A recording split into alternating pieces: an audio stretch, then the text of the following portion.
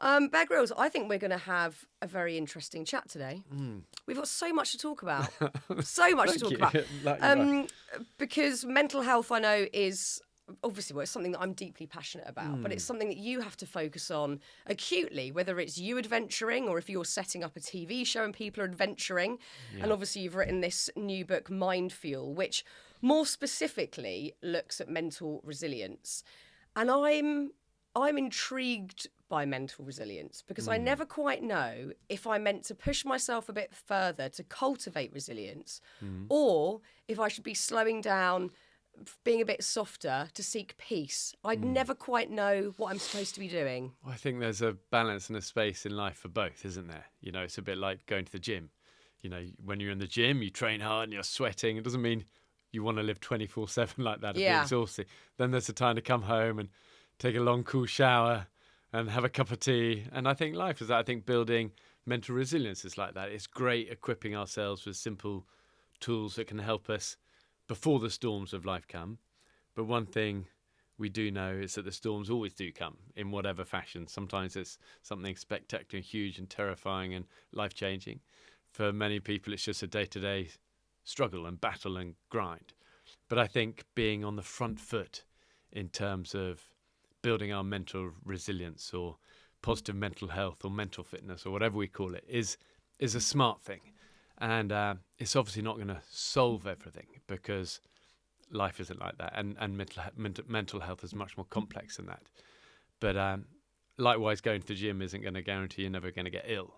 But it's about doing simple things that are going to make us a little bit stronger and hopefully equip us a little bit better for the storms that do always come. Yeah. I mean, you say in the book, you know, we should always be sort of thinking bigger and at times really pushing ourselves to our limits. When do you know if you should surrender and step back and go, actually, I'm out? Well, you've gone straight for the $1 million question. Oh, God, have I? Well, Too early. No, but it's I've peaked too soon. Is this the end of the podcast already? In terms of mental health, you've just hit the summit. You just stumbled onto the summit.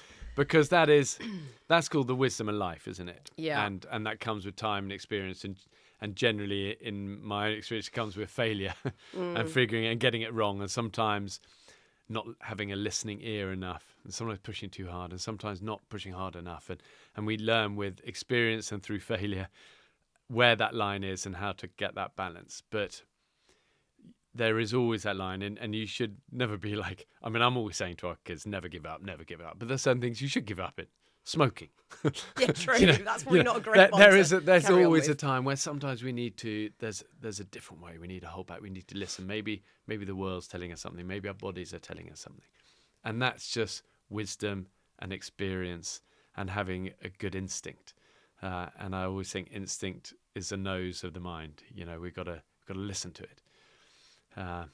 Because you say in the book that the only times that you've had real regret is exactly for that reason, when you haven't listened, and that's obviously manifested in quite physical, I don't know if they're failures, but stumbling blocks, like getting bitten by a viper in Borneo because you were pushing yourself to the limits in that circumstance.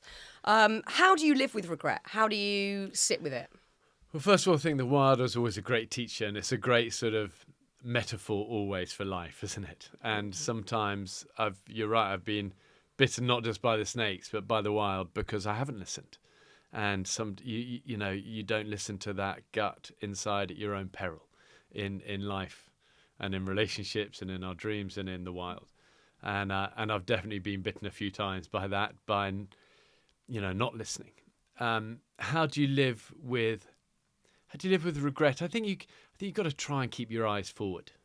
You know, keep your eyes forward, looking back. There are always things we could do better. You know, I haven't said that I'm not one of these people who, you know, sometimes people go, "Have you got any regrets?" And they go, "No regrets, no regrets." I've got loads. I know, and I'm thinking, I've got tons.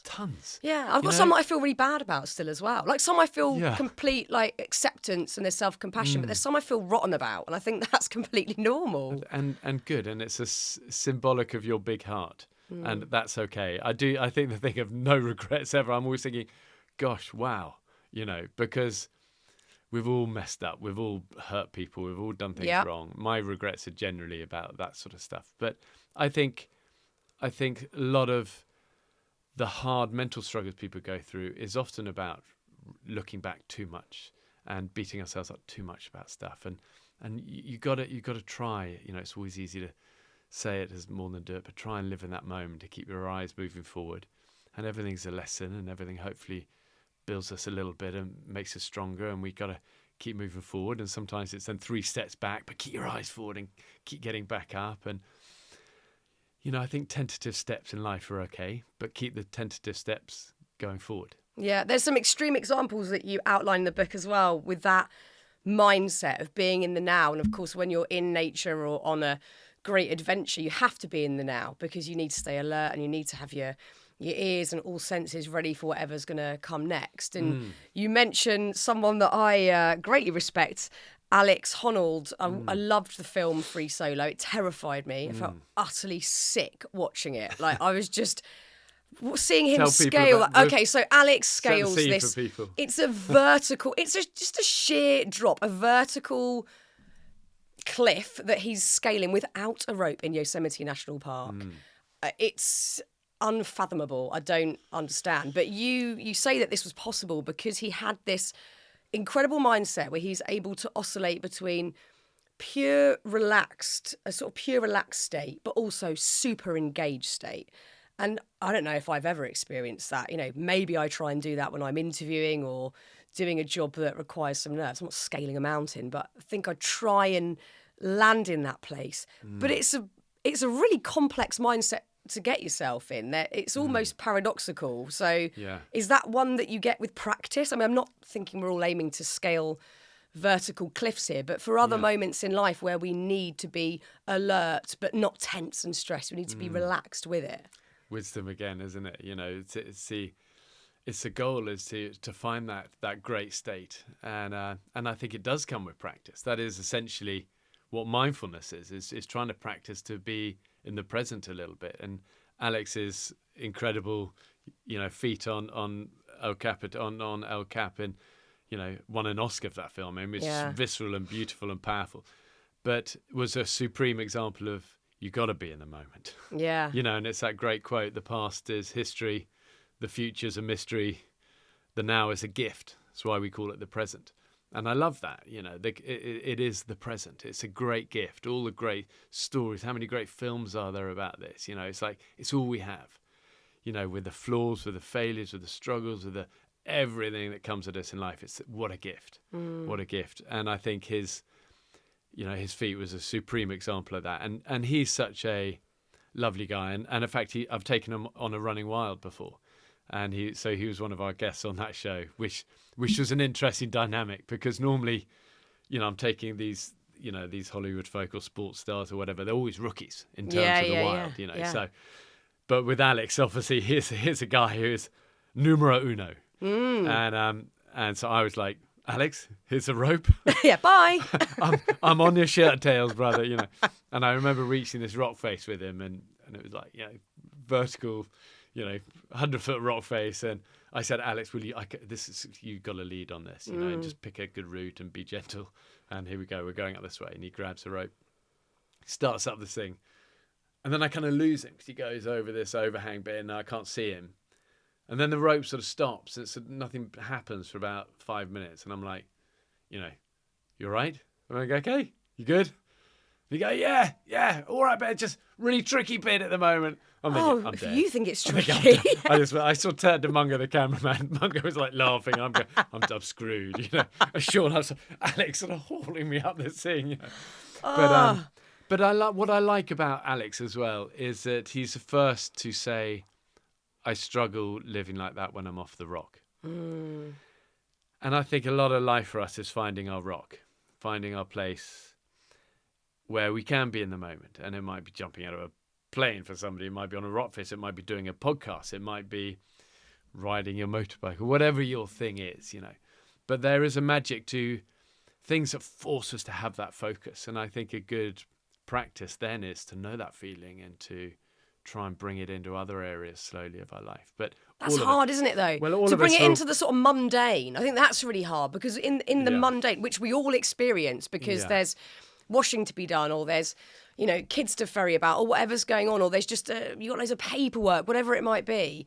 to not race forward or back in those moments is so tricky. To go, how do I apply that mindset just to be in the now, to have gratitude, whatever it might be? That's weirdly trickier.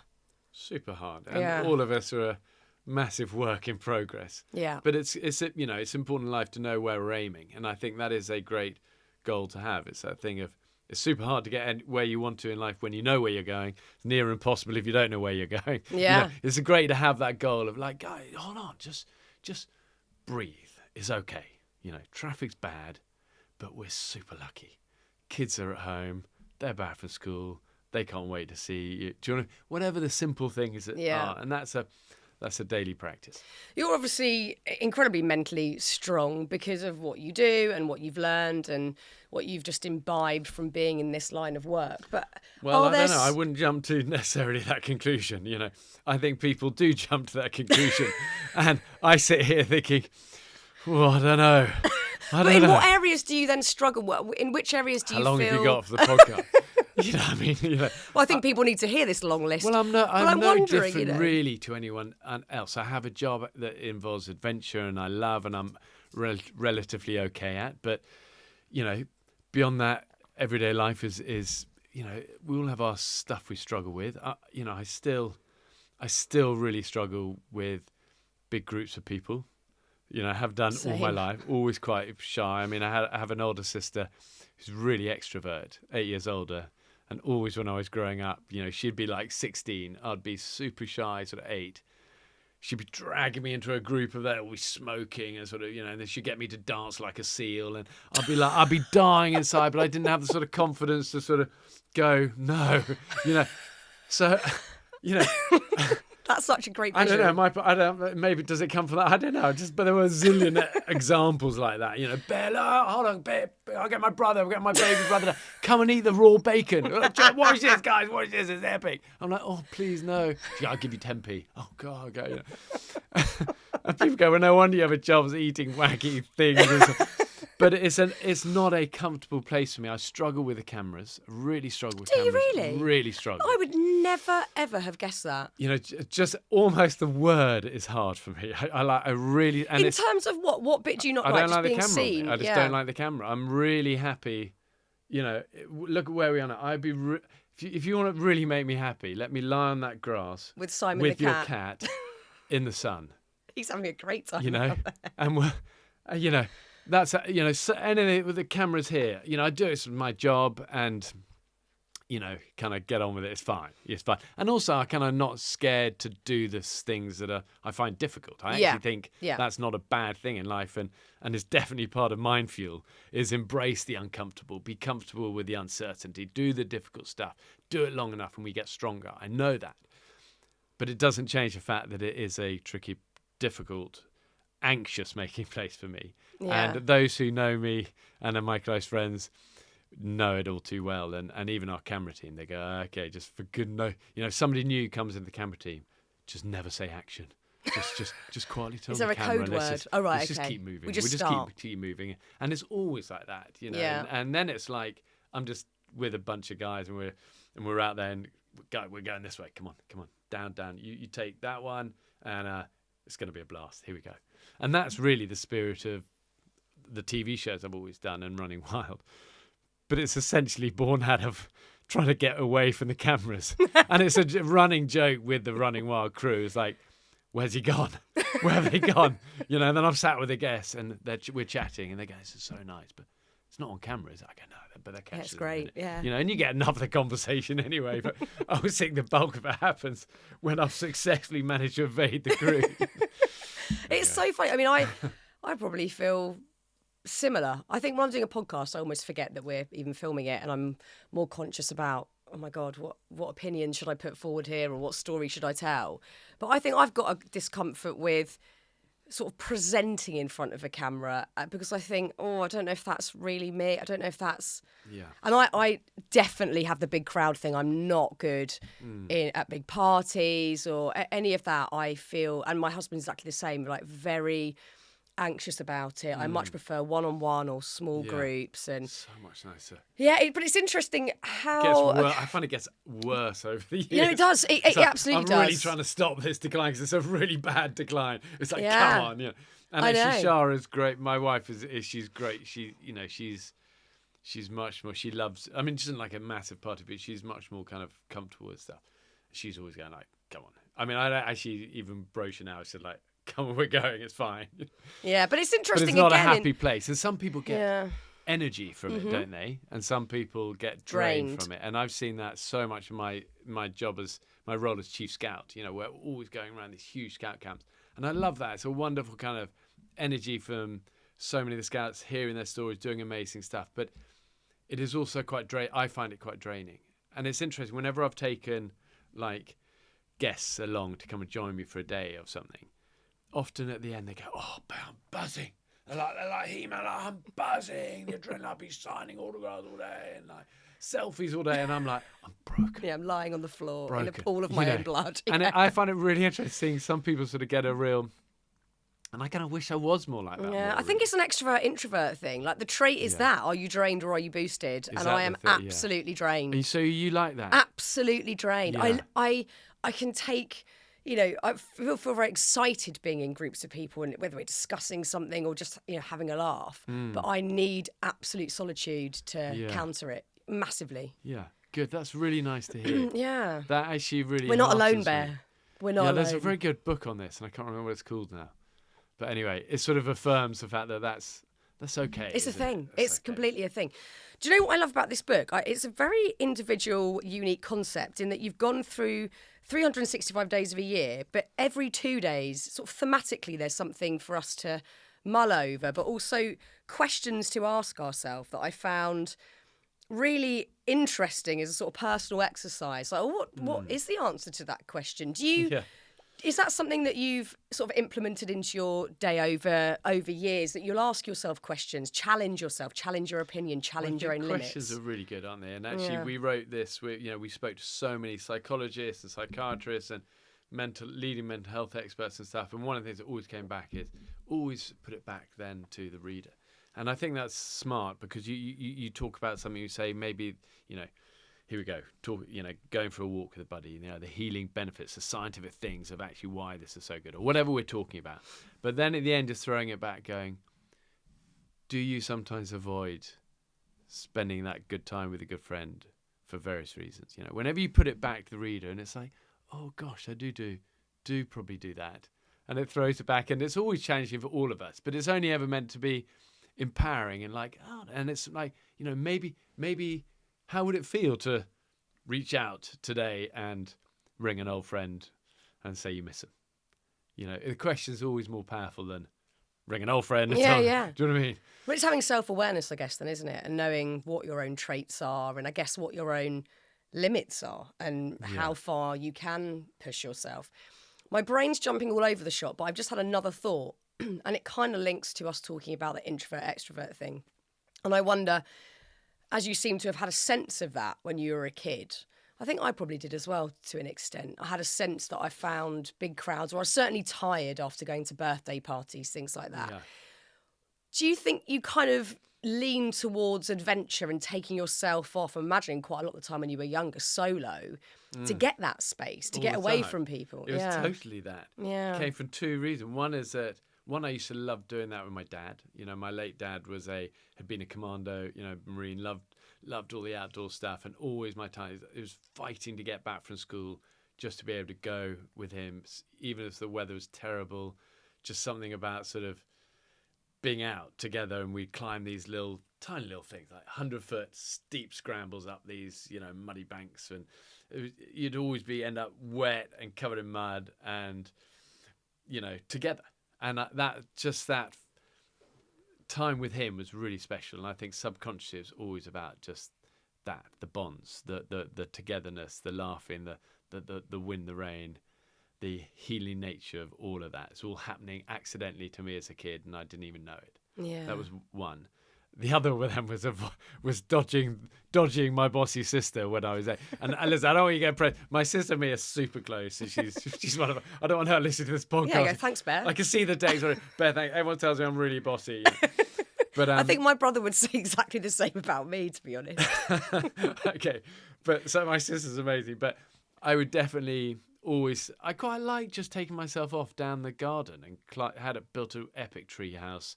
And I loved that, and I spent so much time. And I think because I was that much younger, I was almost like a bit of an only child for a lot of those years when she was away at school. And I just loved that. So those became comfortable places. And then also, I think when I went to school, I realized the one thing I was good at was climbing. I wasn't particularly brilliant at all the other stuff, but I found one thing. I was always the kid that could climb the highest building up the drain pipe, and I was good at that stuff, and I got called. My nickname at school was Monkey.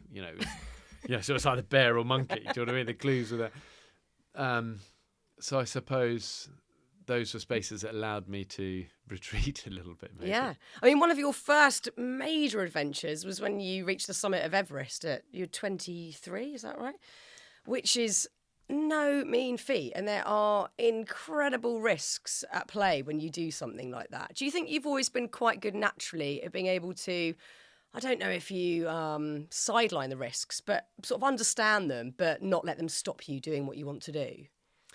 It's a nice way of putting it, but I think it was not as articulate as that for me. It was more like, I think at a young age, I was just out, I wanted to make my mark, and I think that Everest stuff happened after I'd had to leave the job I was doing in the military, when I broke my back in that freefall accident, and spending all that time in hospital. That was definitely for me a real struggle and a dark time of suddenly I couldn't do the job that I'd loved to do and I'd done, and was such a huge part of my life, was all my life at that age, in the military. And suddenly now I can't even reach a bathroom, without being like crying in pain. And it's like, this is hopeless. This is hopeless. What am I going to do?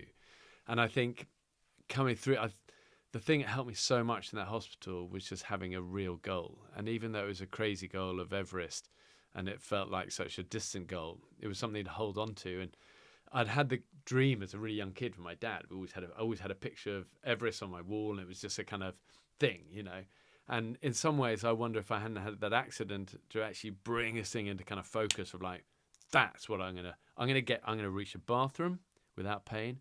I'm gonna reach the next floor of this hospital, up the stairs, and then I'm gonna figure out how to get down the stairs, and then I'm gonna do 2 flights. And it became, I could just break this thing down, and it was subconsciously a symbol for me of, that's what I'm not going to be beaten by this, and I'm one day going to stand on top of the world. And I think I look at it now, such a big part of it was that, but also wanting to make my mark. I was like, I'm going to come back and I'm going to be better and stronger than ever before. And it was like almost a desperate sort of act in a way, but I really wanted, it was that symbol of my recovery. And it was flawed in so many ways because it needs to always come from inside. And the risk taking, Everest at the time was killing 1 in 6 people who reached the top. I didn't, to me, those statistics were just fuel and almost romantic. And it's like, no, we're going to defy the odds. And, it's blind in some ways. And I look back now and I kind of, I wonder, yeah, you don't need to make your mark in life. You don't have to climb that kind of thing. But the things that give us hope have real value, whatever they are. And even though it was kind of flawed and there was a romantic sort of craziness about it, and now I understand the reality of what 106 mean. We lost 4 people up there. I came back in some ways less confidence than I went. I'm less sure of it all now.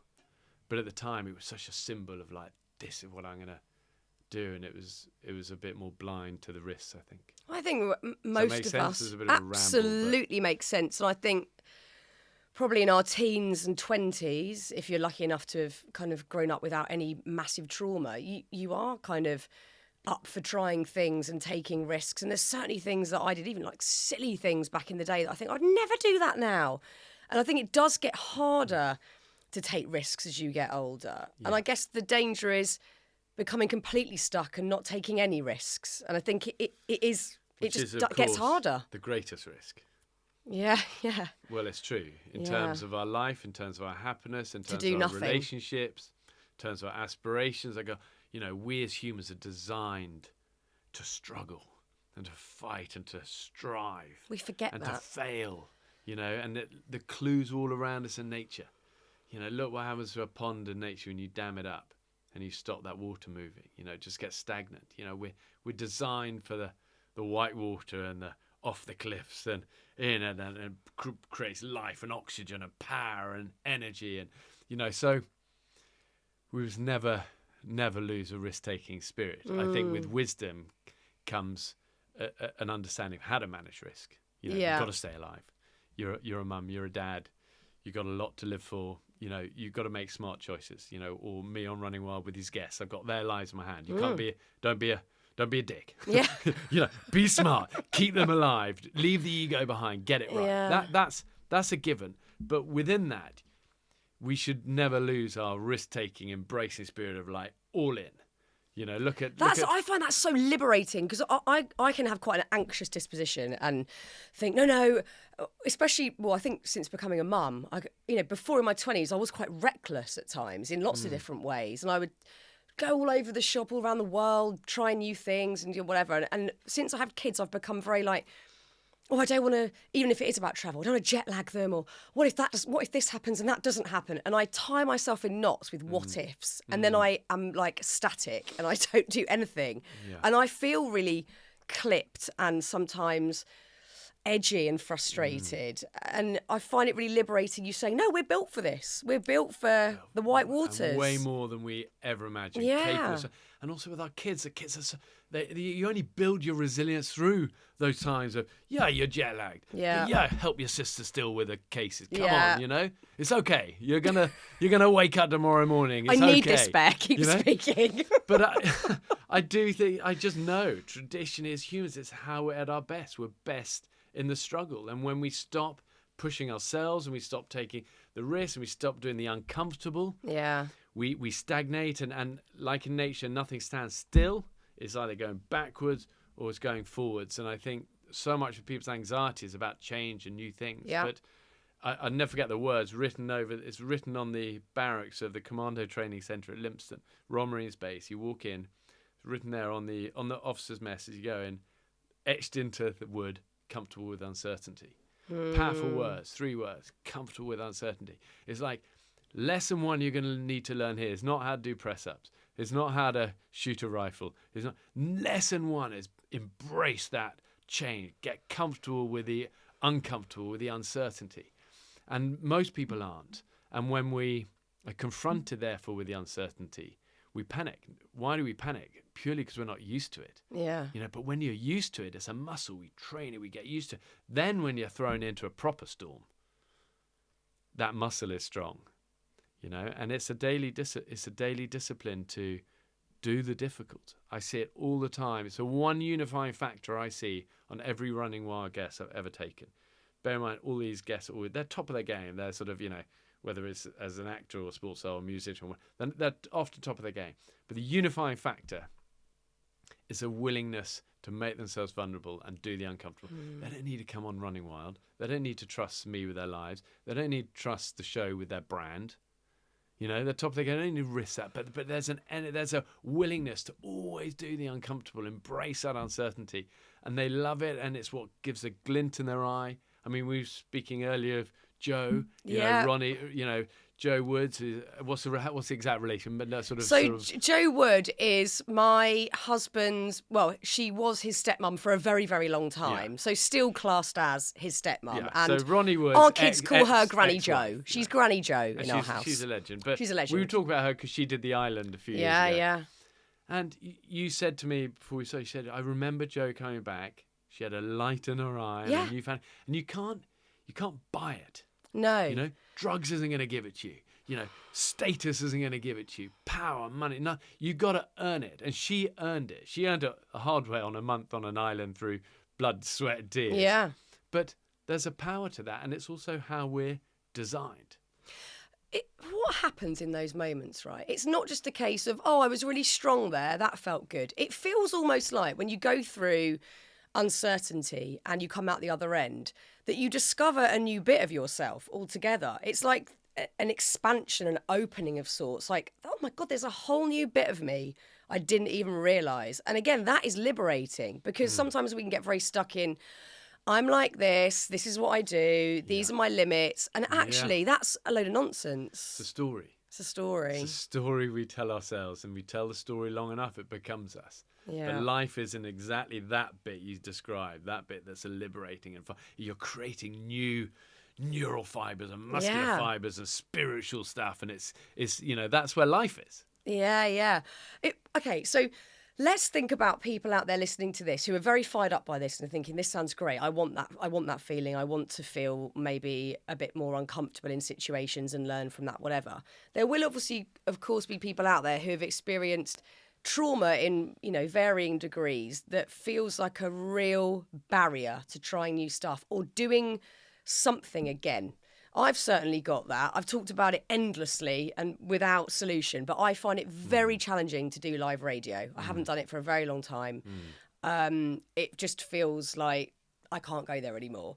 And that's perhaps a small example. There'll be people with much bigger stumbling blocks where they think, I can't get hurt again. I don't want to feel whatever feelings they've experienced. And you give the example again, a brilliant example of Maya Gibera. Is that how you say her name, I think? And she's a Brazilian surfer who had a terrible accident on an 80-foot wave, spinal injuries, facial injuries.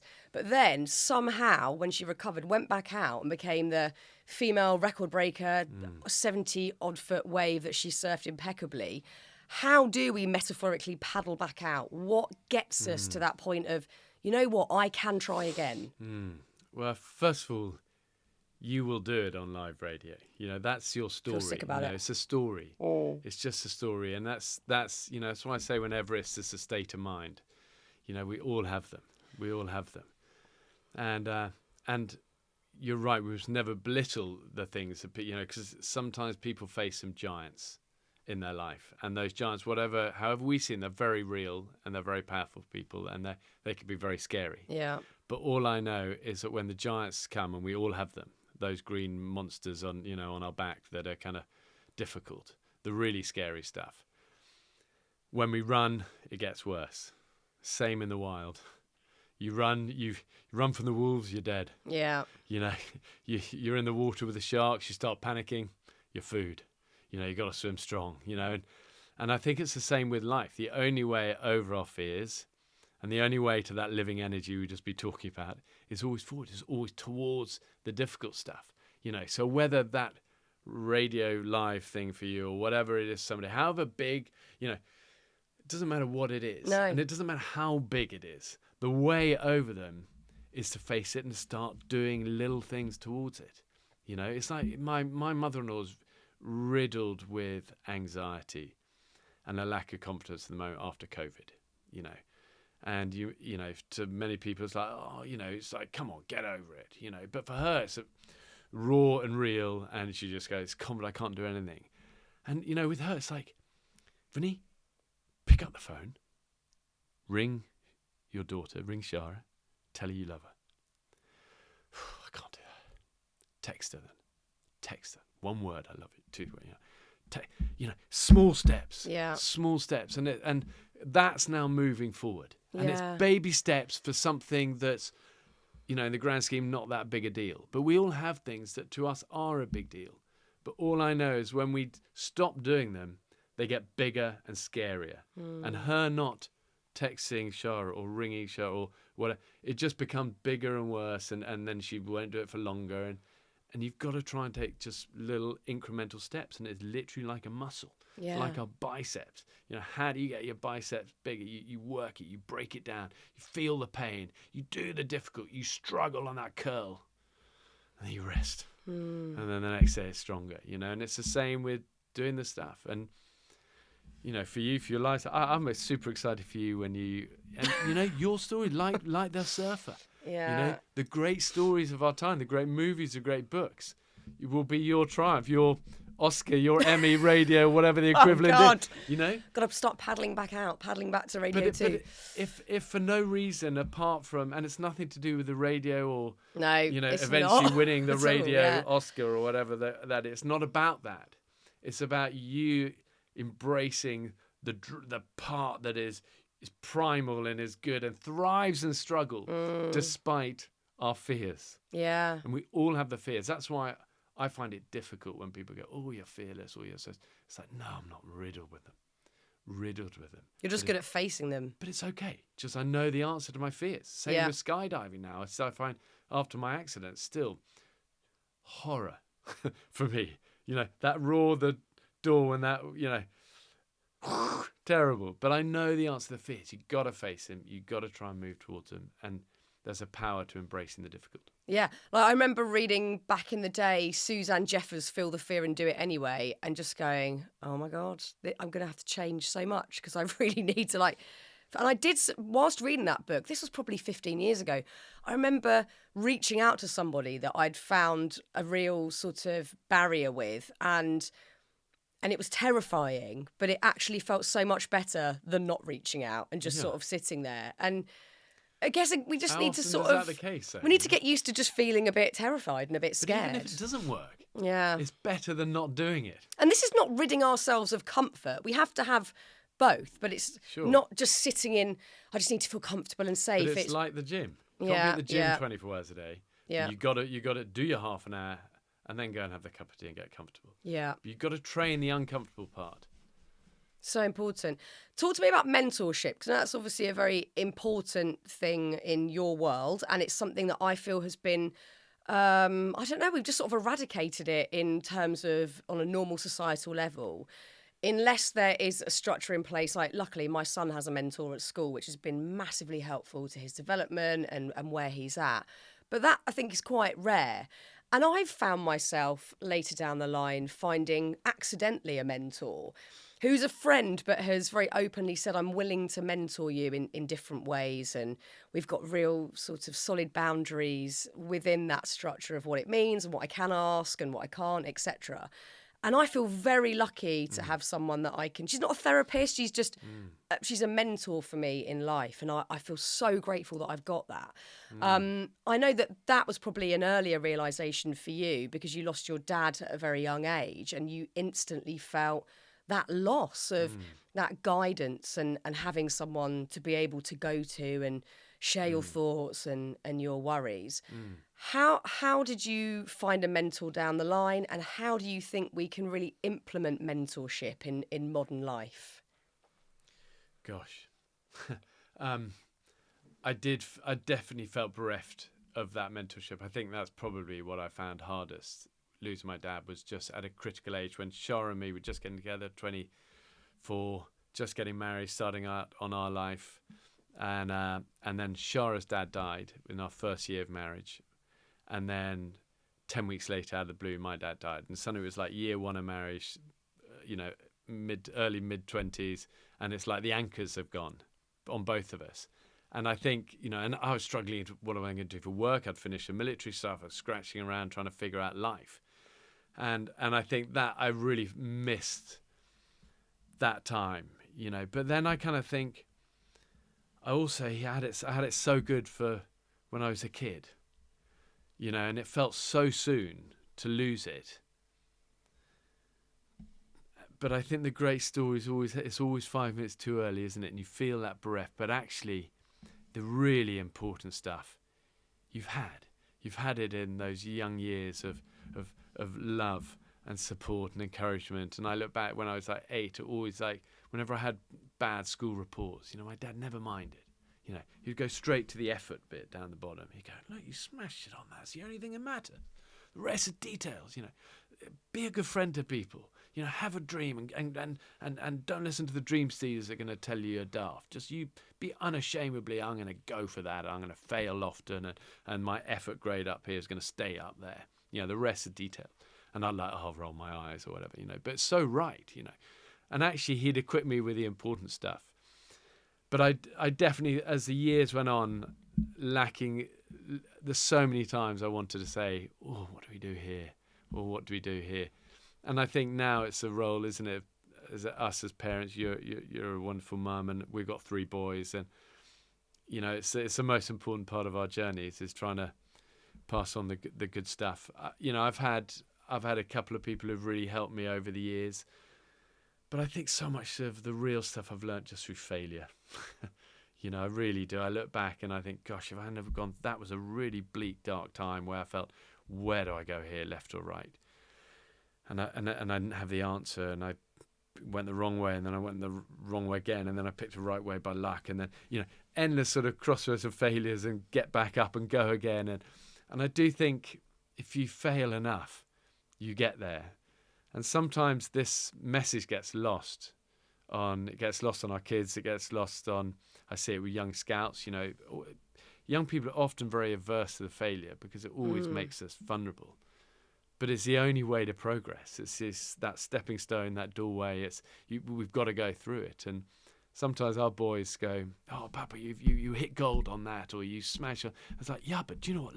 Look behind the door of that one, because I actually listed out our TV shows and the number of different series we've done that have been failures to them over the years. And it was something like, for the 5 or 6 series over the years that have worked, there was something like 25 separate shows on separate networks that have failed. In fact, I went so far as to say to our boys, I said, in terms of the number of separate TV shows on separate networks, I've had more TV flops than any other person in history. I cannot think of another person across any genre. I might be able to beat you on that. I don't know. Had so many. I mean, it's like 30 cancelled series on different, and they were, oh, I didn't even know about that one. But that's the point. Yeah. And I'm not ashamed or embarrassed by any of those failures, because they're the stories, they're the scars, they're the marks, they're the stripes that I wear with pride. Yeah. That got you to the good stuff. We're so worried about what other people will think about us if we fail openly. If someone sees us fall flat on our face, I think there's a part of it where we think, oh, that hurt a bit. But the bigger piece is, what will everyone think of me? I think we're so flawed by that. And I think that's probably only getting worse because of social media. People would be relieved. Relieved. Like, oh, you're failing too. Good. So good. Thank goodness you're part of the human race. Exactly. I actually really noticed that when I first started doing TV, and I was like really proud of a show, and I get my friend, go, check this out, it's going. I was like, no, and everyone's a bit like, oh. And then I learned over the years, when people sort of ask how stuff's going, I stopped kind of saying, oh, that won, or that got an award, or that. I started going, oh, a few battles at the moment, but anyway, how are you? And they go, oh, I'm glad you said it. Yeah, I'm having a nightmare. Because, and then they're away on their stuff. Yeah, it's connective. It's really connective. So I think people love you all the more for the failures. Yeah. And it's part of life, and nothing to be ashamed of. I mean, I love that quote of that 104-year-old who was interviewed in the newspaper the other day. And they said, so, what's the best thing about being 104? She went, no peer pressure. Brilliant. Finally, she can actually. This is not who's she performing for. She reads a book she likes to. She'll, have a cup of tea with 10 sugars, and if she wants, she's no one to impress or worry what they're gonna say. I think we're so stumped by that constantly. How to live like that. Yeah. I mean, I think we'd probably be all living very different lives if we did feel completely liberated from what other people thought about us or the commentary. But people say we all have 2 phases of our lives. One is when we do everything in a reaction to in anticipation how people are going to react to this. Every motivation for everything is, what are people going to think of this, or how do I look in this, or how. And then the second half is like, it's okay. Don't just let it. This is who you are. Yeah. And it's good and it's bad and it's struggles and it's doubts and it's like, but it's okay. It's like, here we are. Yeah. And some people hit that phase in their 20s. Some people in their 80s. Some people maybe never get there. But invariably, when you meet people and it's honest, you warm to them and they're living in a happier space. Yeah. Because it's less exhausting. Yeah. So I guess it's good to try and get there. It is, and when you've met someone like that, there's a sort of magnetism about them. You want to be around them because you think, I want to live as sort of authentically and honestly as that. And you get a real sense of it when you meet people. I've certainly interviewed people. Well, I'm getting that sense certainly from you as well. You know, you're led very much by what you believe is right for you. And there is so much less concern about the sort of general consensus, which is, certainly what I'm aiming for. A word that you said a moment ago is something that it's a word that I'm fascinated by. And that's probably because I think the world we find ourselves in is one where we want the quick fix. There's seemingly lots of answers. If you read this one book, if you take this one supplement, if you, whatever it is, you do this one practice, that you're going to be fixed. It's all going to be fine. And actually, seemingly the key to everything, and you could probably apply this to, I'm imagining, all parts of life, is discipline. And no one really wants to hear that because it's a bit boring, it's hard work, it means I've got to do it every day forever. But it probably is the key to a lot of our peace and probably happiness. Well, I think it gives us a structure and a framework to build the good stuff. But I think also you don't have to do those, you know, that can feel a long road if you've got to do it forever, every day. You know, I think you've got to give yourself and each other space to, you know, it's okay. Sometimes you're not going to feel like that. That's okay. But it's about your direction, isn't it? It's about saying, having a discipline of like doing your best. You know, sometimes doing your best, you can't even get up. I know people who, you know, and you can't, I don't want to ever belittle that. You know, it's something you're going to have that. But doing your best and trying to put a structure, you know, is going to give you like scaffolding thing to get to the good stuff. You know, you're never going to get up there if you've got no framework ever to build upon. And all great things in life take a bit of hard work. You know, they take trying to force. I mean, there's that great, my mum always used to say that lovely quote of, well, it's a hard quote in some ways, but it says, commitment's doing the thing you said you'd do long after the mood you said it in has left you. And all of us go, tomorrow I'm going to do this. And we're the pints in hand and we're going to run the mile or what, you know.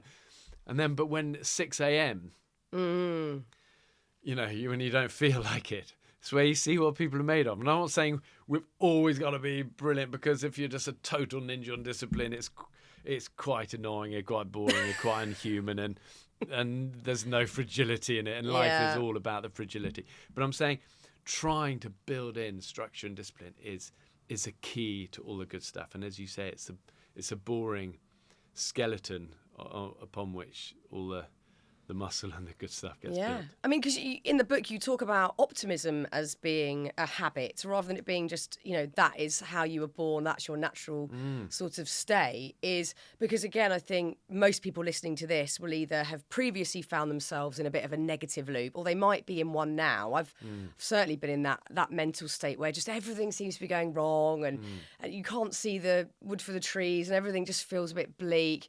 And actually, you can get into a better, healthier habit of, you know, optimism isn't just going to be for certain people. Anyone can be optimistic, but it, again, probably requires a bit of work. Yeah, and it's a habit. Like you say, both are habits. Yeah. You know, being negative or being positive, they're habits that we actually have trained ourselves to be. Yeah.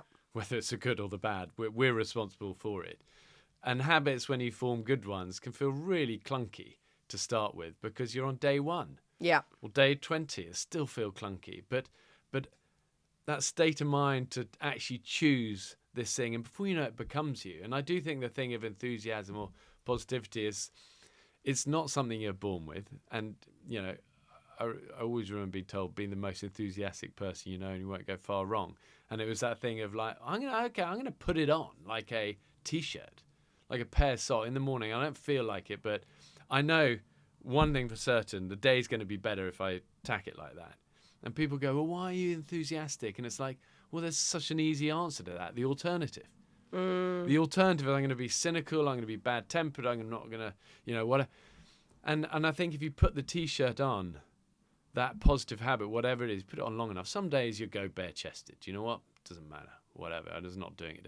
But if you're trying to move forward and putting on the T-shirt and the good pair of socks and the enthusiasm and the positivity and the kindness or whatever it is, eventually they become you. Yeah. I mean, I don't want to spoil the end of the book, but you do end with a lovely thought that diamonds are formed under pressure. That sort of leaves us thinking about reframing pressure, essentially, rather than thinking of it as an awful thing, a terrifying prospect. It actually can cause something quite beautiful to happen. How do we stop pressure from completely squashing us? How do we emerge a diamond? Yeah, I think just not being scared of the squeeze times. You know, squeeze times are opportunities. Storms are a chance to show your character and create your character, and stand up and show who who you can be. It's not necessarily who you are now, but who you can be. You create your own. You can create your own stories in those. You know, it's hard to create the brilliant stuff when everything's just easy. You know, you create character and the diamonds under the pressure. You know, it's nature's always our best teacher. You know, you take the coal, put it under 10,000 square pounds per inch or whatever, and eventually 1,000 years later the diamonds come out. And I think so many of us avoid the pressure situations because they expose us. But that's okay. If you don't mind sharing a bit of the vulnerability that ironically everyone's going to love you for anyway. Yeah. If you're not scared to fall down a few times and the odd explosion of the coal blasts out as black dust and it doesn't work, but everyone's going to laugh and love you all the more for it. If you're not scared of that and you do it enough and you're building life and energy in that pressure. Look what squeezing does. It creates energy. Look at wind over a mountain. As it hits it compresses, gets faster. And eventually, you get the diamonds. But one thing I know is you don't get the diamonds without the squeeze. That's not the way it works. And I can speak to any of my Running Wild guests. I speak to any of your podcast guests. Nobody gets the good stuff without the struggle. Yeah. And the irony is it's the struggle where life is. It's so interesting because probably in the last 20 years, we've been given a really extreme example of that, which we've celebrated. And I'm not casting a shade on these TV shows or whatever. I'm merely sort of observing what they've perhaps represented. And that is the overnight success of someone who wins a reality show or becomes extremely famous, which we then probably conflate with some sort of success. And we go, oh my God, their life is amazing. It looks so shiny. It looks brilliant. But often you hear then interviews from those people 2-3 years later, and they don't feel like that. That felt probably amazing for a second. There was an emptiness after. There was something missing, and that was perhaps the building blocks to get to that place. It's too fast. It's too fast. It blows up and then it blows up. Yeah. It's like the reals that play the long game in everything, in life, in your goals, in your relationships. Don't just be brilliant for a night. Yeah. Be kind 20 years on. Yeah. Don't just be great for a moment. Be there in the big. Everything in nature says the same thing, doesn't it? So yeah, it's very interesting. The thing is success. That stuff isn't success. I mean, you and me know that more. That is not success. Success really can only ever be measured in terms of our relationships. I meet enough. If you meet a billionaire and his kids don't speak to him, can you really tell me is that a success? You've won the most Oscars in the world, but your wife hates you, your kids hate you. Is that really? Our relationships are always the benchmark. It doesn't have to be one's marriage, but it can be our friendships and our depth and rooted in other people as well, rather than about our own trophies. Yeah, and that doesn't have to be, you've got 1,000 friends and you're out partying every night. It's like you have really decent one-on-one relationships. It could be with 3 people. Yeah, one. One, yeah. You're rich. You're successful. You've done it. Your heart is happy. Yeah, it's how we're made as humans, isn't it? All about connection. Everything's about connection. Yeah, and I mean that's obviously an incredibly important part when you are on an adventure or you're leading a team. If you don't have those dynamics in place, it will not work. You can't go out there alone to succeed and fight and win and get there first. The wild laughs at it. Laughs at our aspirations to be the first to a summit, to plant a flag on this, to conquer that. You're never conquering anything, The real reason I love my job and have done it for so many years is always rooted in the relationships. Those guys, those camera teams I work with, the same guys I started from day one. And as you know, in the world of TV, that's very rare to keep Very. the same. We've seen each other have families, get together, have kids. You know, it's like there's a depth and a trust when you're each other's lives, when you're in each other's hands every day. And the dynamic every time when we have these folk on Running Wild, they come away, they go, wow, do you know what? I worked on, this Mission Impossible movie for 9 months, and yet there's stronger bonds and dynamic in what I've just experienced in 36 hours with you guys than anything we had in that. Because there's an intensity there, there's a trust, there's a love, there's a care, there's history. Broken warriors. I'm not saying everyone's perfect. Everyone's, we're all broken messes a lot of the time. But we've got each other's back in the big moments. And there's a power to that. And that translates to families and to friendships. And it's a huge part of my motivation for my job. And it happens also with the guests. You create great bonds. You'd be roped to someone 24 hours a day. You get close. Yeah, it's brilliant. That's why your shows are so loved, because I think there's the adventure side, but it's also seeing the connection with, possibly even a stranger, someone you've never met before, but having that experience is, we're sort of all living vicariously through that, I think, a lot of the time. It's brilliant. And this is such a helpful book. I think people will really love that it's bite-sized, that you can do these 2 days and think about that theme and have that self-reflection. I think it's just a brilliant read, and I loved it. So thank you so much for writing it, and thank you for being here today. Yes, so it's no literary masterpiece, but it's simple, practical things, weapons in your arsenal to stay mentally strong. We'll do our best anyway. But you're an amazing advocate for all of this stuff. You live and breathe it. Wonderful mum, champion of what you do. Keep going. Thanks, Bear. Thank you.